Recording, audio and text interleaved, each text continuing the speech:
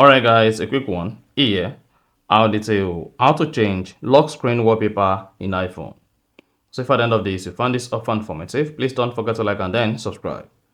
Now the first thing to do is go ahead and open the settings app, scroll down, locate and click on wallpaper.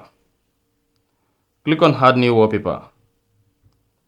Now go ahead and select the wallpaper you want to use on your iPhone.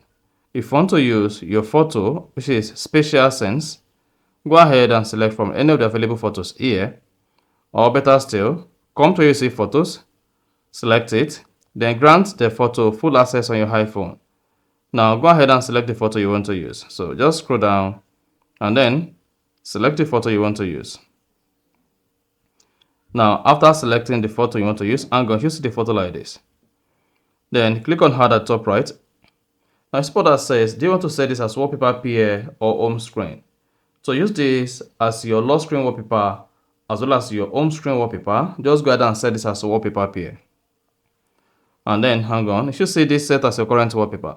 Now, once your iPhone screen is locked and you try to unlock, then you should see your new wallpaper set.